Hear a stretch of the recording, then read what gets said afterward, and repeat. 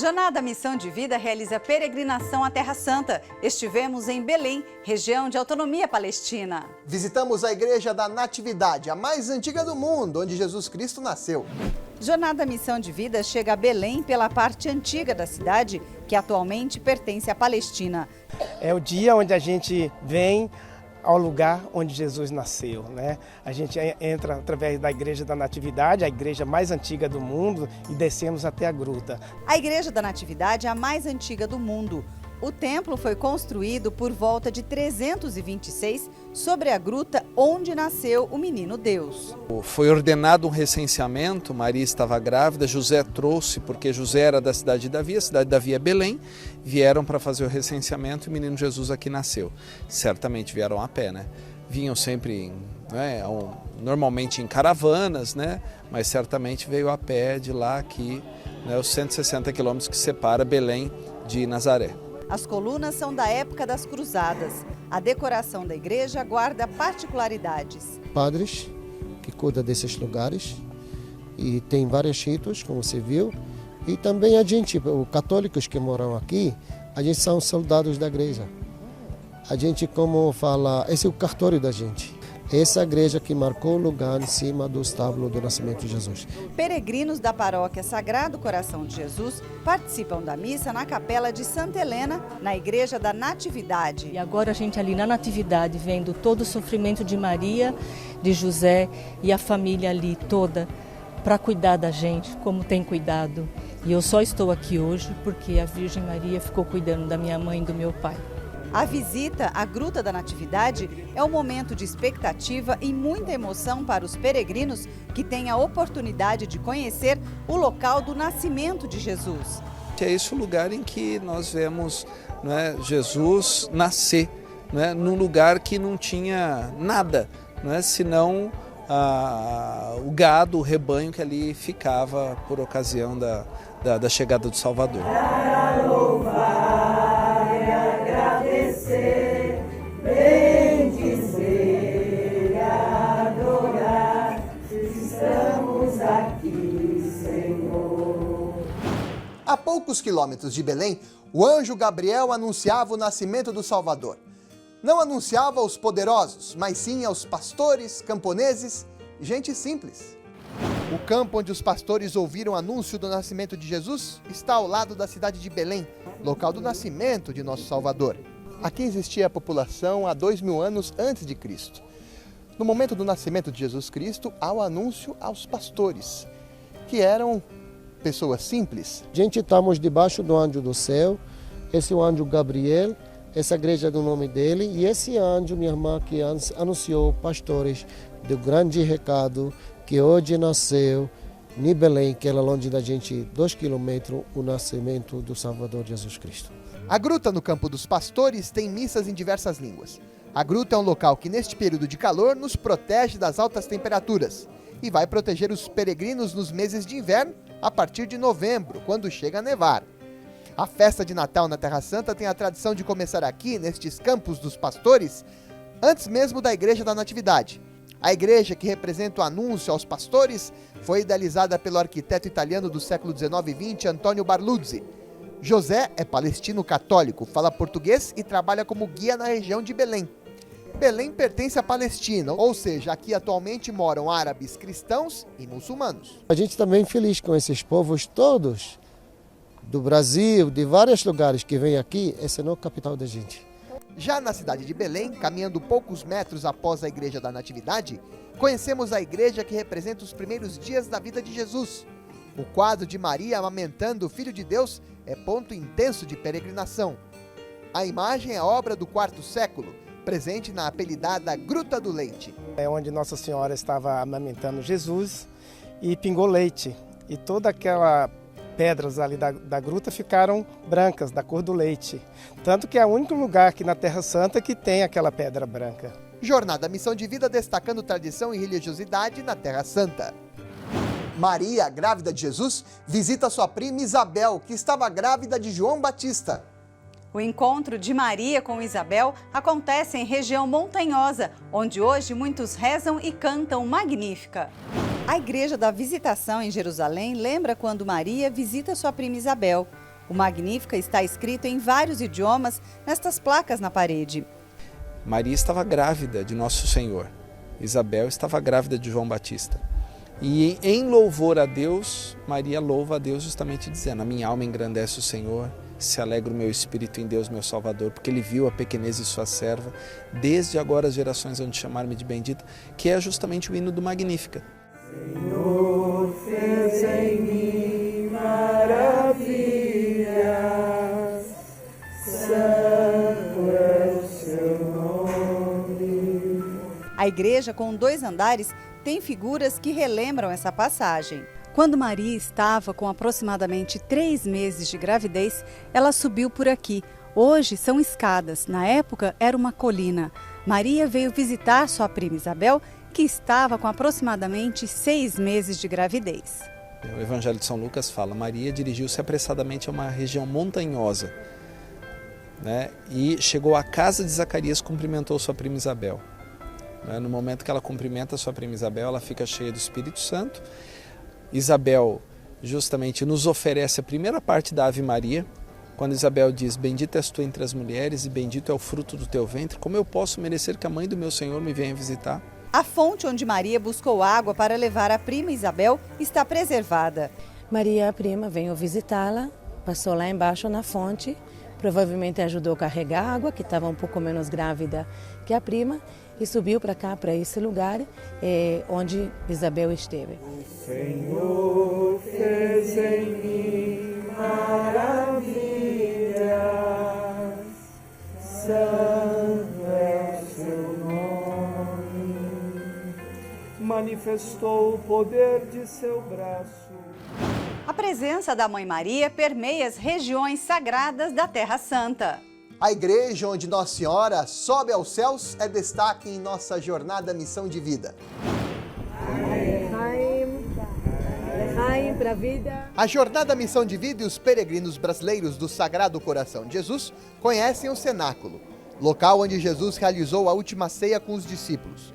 Aqui também simboliza a vinda do Espírito Santo em Pentecostes. Esta região do cenáculo era uma igreja enorme na época bizantina. Hoje o local não é uma igreja, fazendo parte do Estado. É justamente do cenáculo que ele sai, vai para o Monte das Oliveiras e depois é preso naquela noite, depois de todo aquele terror da agonia. Né? No cenáculo é o lugar que os discípulos, logo depois da morte de Jesus, se reúnem e pela primeira vez tem a visão de Jesus ressuscitado.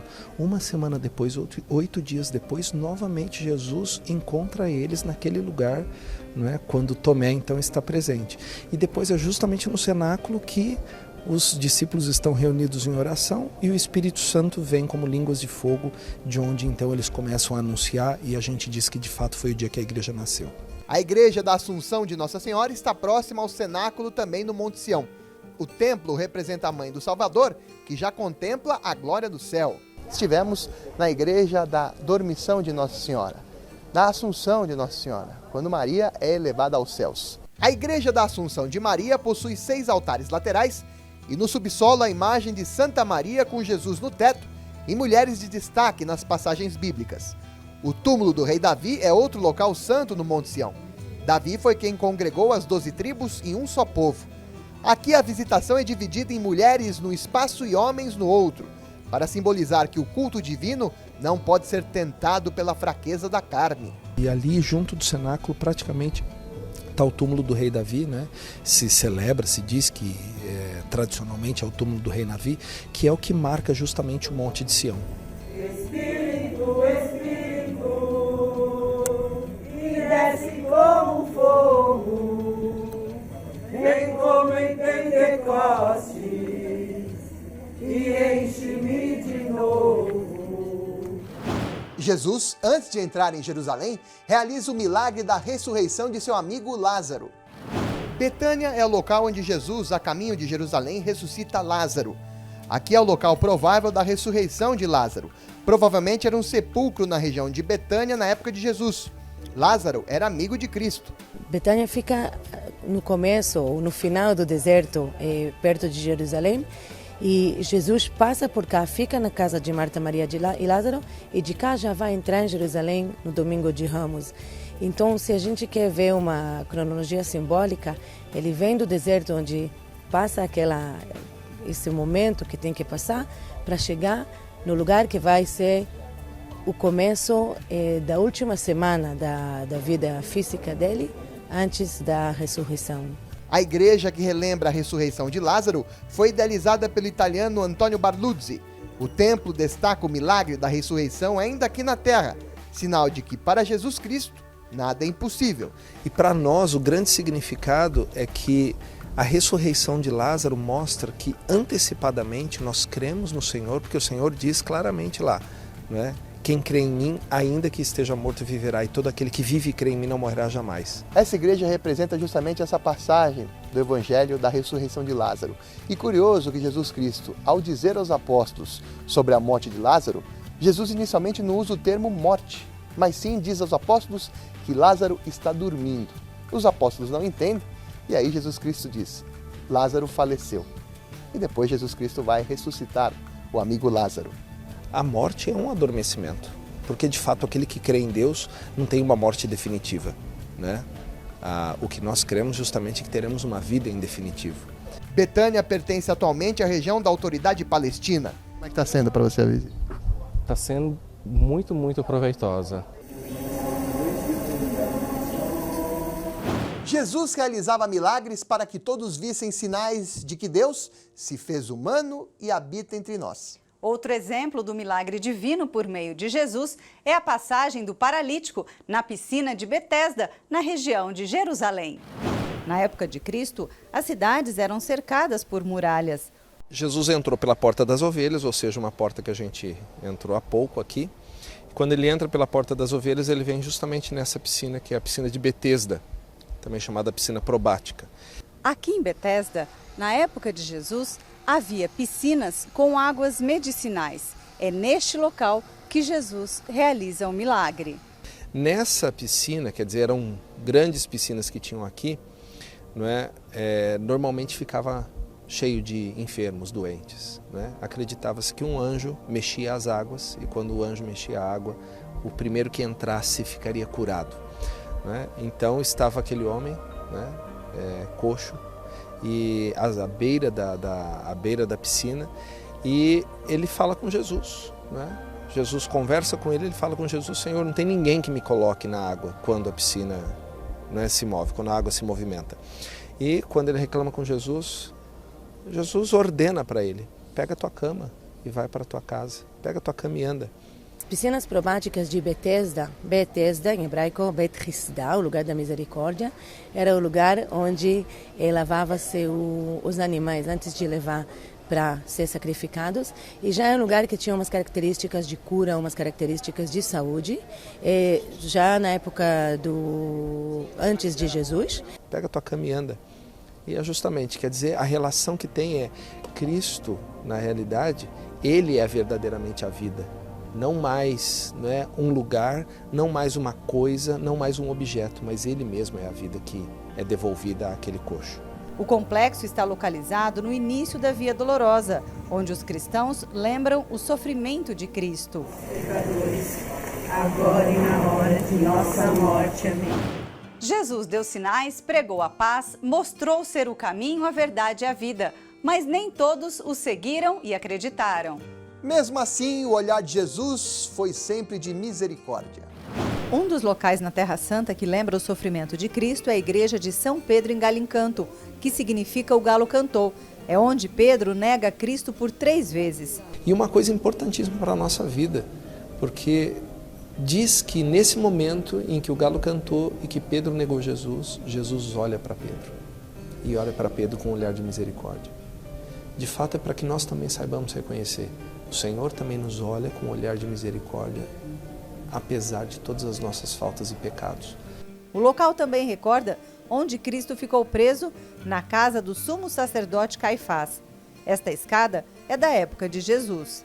Nós estamos no local onde mostra como eram as prisões comuns na época de Jesus.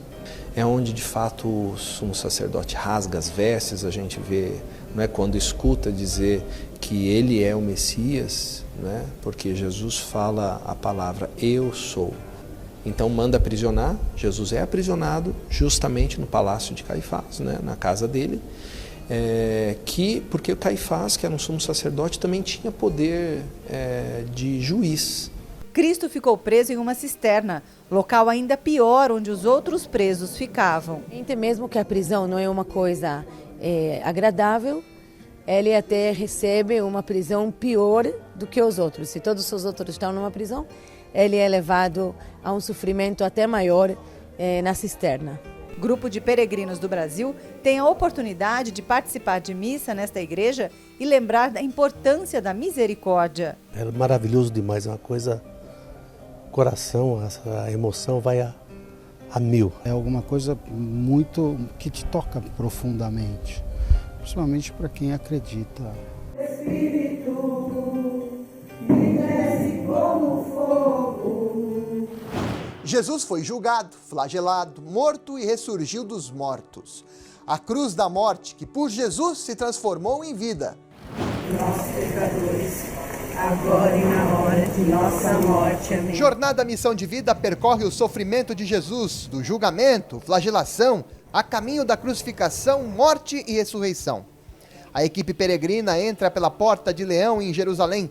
A caminhada segue o Calvário que Jesus seguiu até a crucificação. O local ainda mantém comércio intenso. E isso era desde a época em que Cristo passou por aqui. Isso porque os romanos faziam o condenado passar no meio da população para mostrar a todos a humilhação e o castigo. Em cada estação, uma pausa para oração. Na parede ainda se conserva a marca da mão de Cristo a caminho da morte.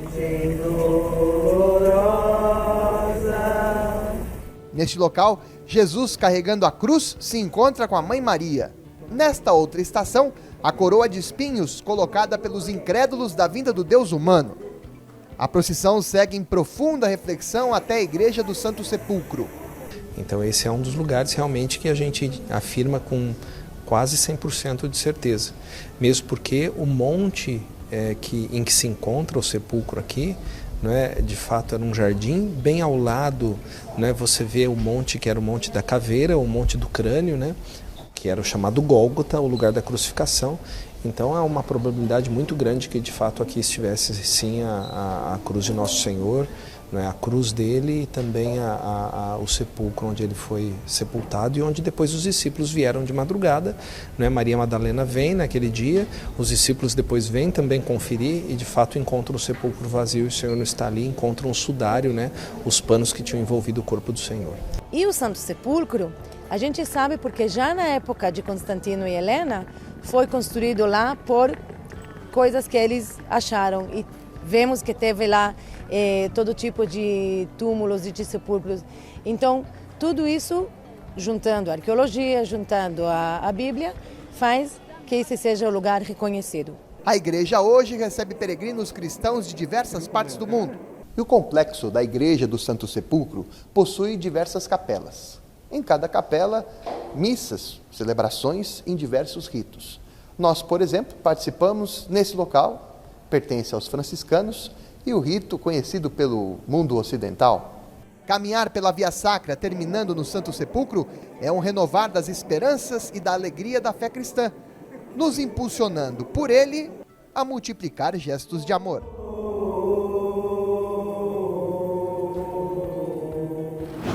Após a crucificação de Jesus, muitos ficaram decepcionados e desesperançosos com aquele que libertaria o povo de Israel.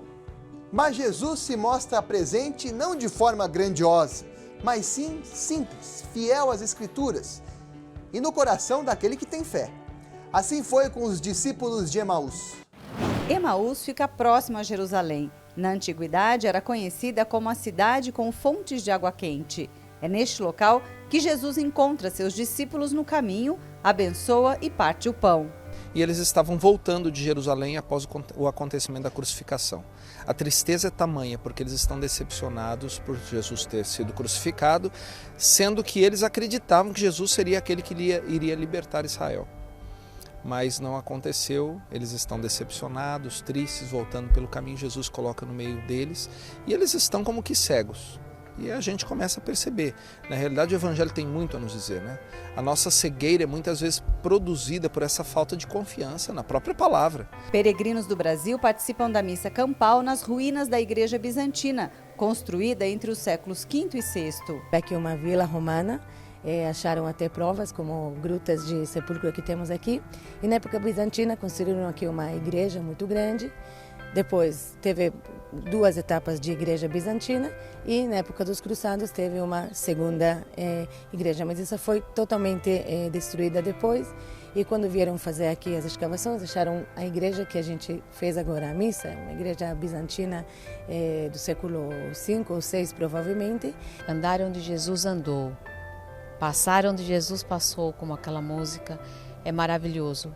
Deus estava conosco o tempo todo. E aqui nesse lugar, eu senti como se eu estivesse naquele momento aqui. Que Jesus, quantas vezes a gente deixa de reconhecer Jesus? O Monte das Oliveiras é o local onde Jesus orou, ensinou, chorou, sofreu, foi traído e subiu aos céus diante dos apóstolos para estar na glória com Deus Pai. O Monte das Oliveiras tem espaço de destaque em nossa peregrinação em Jerusalém. O Monte das Oliveiras registra várias passagens de Cristo presente na Bíblia. Peregrinos relembram os evangelhos ao caminharem pelo local. Esse é o caminho por onde Jesus Cristo chegou em Jerusalém no domingo de Ramos. Fala que ele olhou Jerusalém e chorou.